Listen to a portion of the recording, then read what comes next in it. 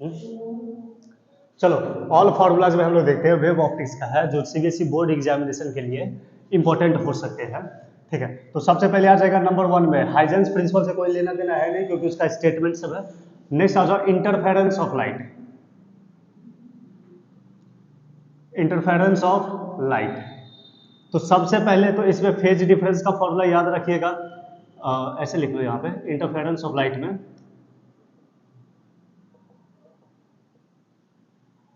Path difference, इसका formula है हमारे पास lambda upon 2 pi into phase difference. ठीक है, फेज डिफरेंस का फॉर्मूला हो जाएगा 2 pi by lambda into path difference.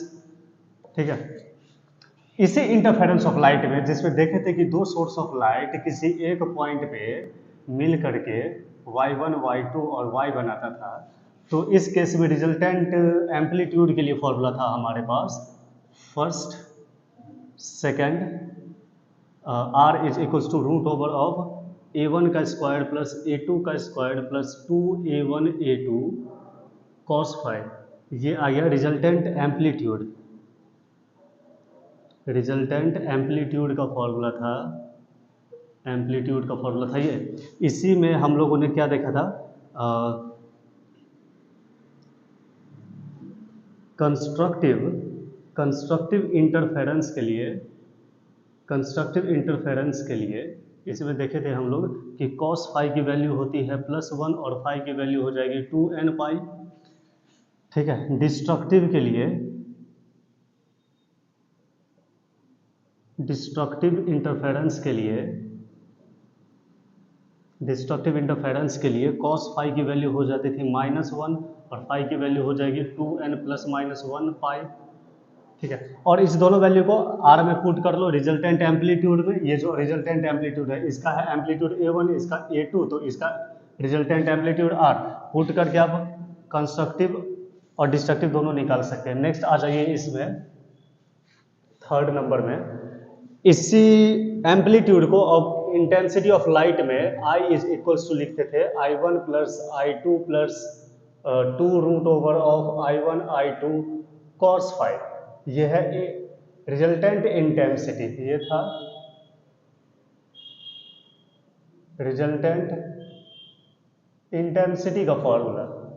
ठीक है, सिमिलरली यहाँ पे कंस्ट्रक्टिव के लिए फॉर्मूला था हमारे पास, कंस्ट्रक्टिव के लिए cos फाई की वैल्यू हो गया +1, फाई की वैल्यू हो जाएगी 2n पाई, और डिस्ट्रक्टिव के लिए फॉर्मूला हो जाता था cos फाई की वैल्यू -1 और फाई की वैल्यू हो जाती थी 2n plus -1 pi.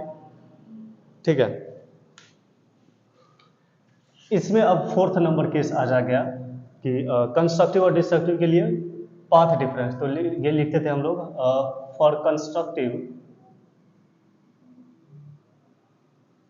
And destructive its path difference, its path difference. ठीक है, तो फॉर्मूला ऊपर लिखा हुआ है पाथ डिफरेंस का, आप कंस्ट्रक्टिव के लिए लिख सकते हो। कंस्ट्रक्टिव के लिए जो है पाथ डिफरेंस आता था वो था n लेमडा, और डिस्ट्रक्टिव के लिए पाथ डिफरेंस था,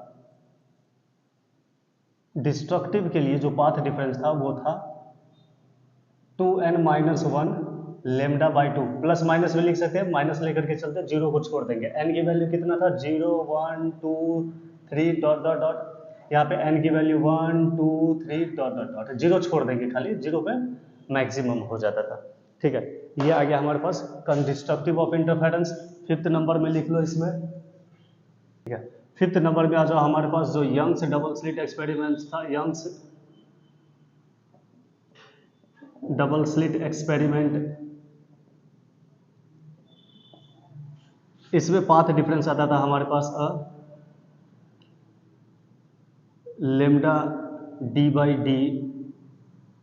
ठीक है, और इस केस में हमारे पास जो एक्स एन एथ आता था, यहाँ पे अगर पहले डायग्राम बना ले यहाँ पे इस तरीके से, तो ये है डी, ये है कैपिटल डी, ये है सेंट्रल ब्राइट, और ये है एक्स एन। ठीक है, तो एक्स एन का फॉर्मूला इसमें आ जाता था, ए नंबर में एक्स एन का फॉर्मूला आ जाता था, वो था N lambda D by D, N lambda D by D. Path difference तो इस दोनों के बीच में था, ये था इसका पाथ डिफरेंस, यहाँ से लेकर 90 डिग्री था, तो ये था path difference which is equals to क्या लिखते थे, D sine theta, D sine theta. ठीक है, थीटा बहुत छोटा था तो इस छोटे थीटा को क्या लिखते थे, D into tan theta. I hope this is getting to you. And tan theta, चूंकि यहाँ से भी ये एंगल लिए थे हम लोग, याद होगा ये एंगल थीटा लिए थे, तो ये आ जाता था x by D, x by D. तो एक्स डी बाई डी ये था इसका पाथ डिफरेंस, जो सबके लिए एप्लीकेबल था, कंस्ट्रक्टिव और डिस्ट्रक्टिव के लिए। डिस्ट्रक्टिव होगा, डिस्ट्रक्टिव का पाथ डिफरेंस इसके इक्वल करो, ठीक है, और कंस्ट्रक्टिव है तो कंस्ट्रक्टिव का path difference X N equal to N lambda D by D पे करो। बी की वैल्यू आ जाएगा हमारे पास एक्स एन, ठीक है, ये आ जाएगा 2n minus one lambda D by two D, ठीक है, ये था डिस्ट्रक्टिव, ये था कंस्ट्रक्टिव के लिए, और ये है डिस्ट्रक्टिव के लिए, डिस्ट्रक्टिव के लिए, ठीक है।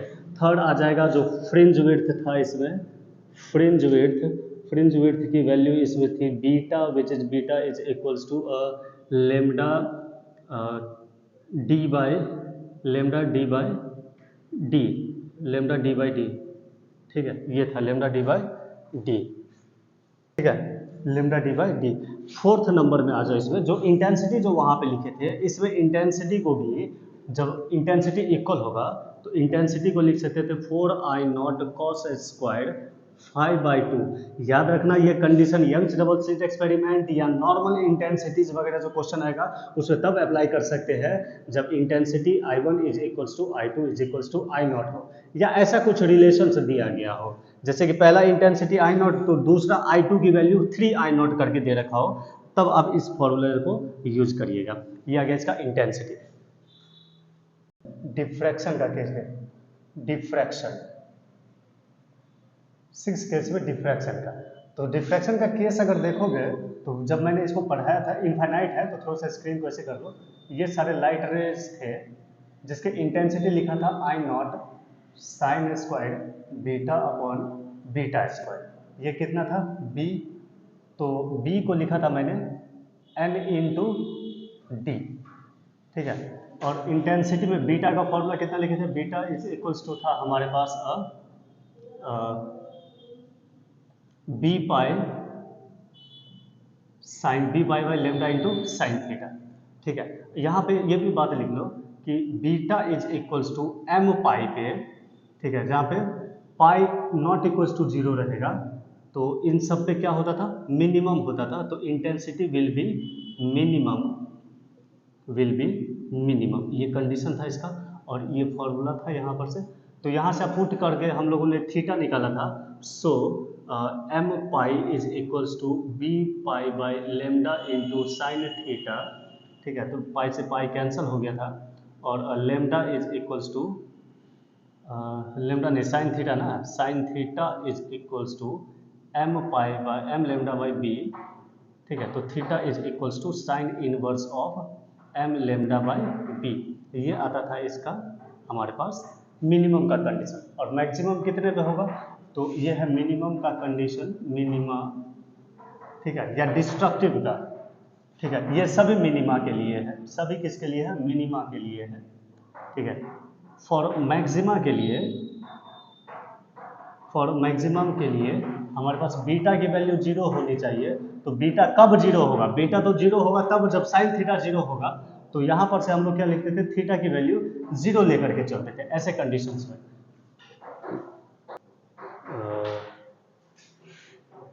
करो, ऑन करो, ऑन है।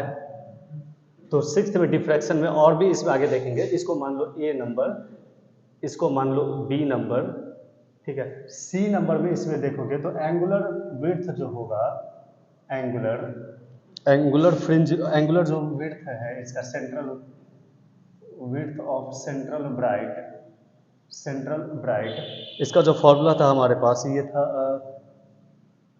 Theta is equals to 2 lambda upon B D, जो लीनियर विड्थ था इसका, linear width of central bright, central bright, इसका जो वैल्यू था हमारे पास वो था हमारे पास delta Y is equals to 2 lambda D by B,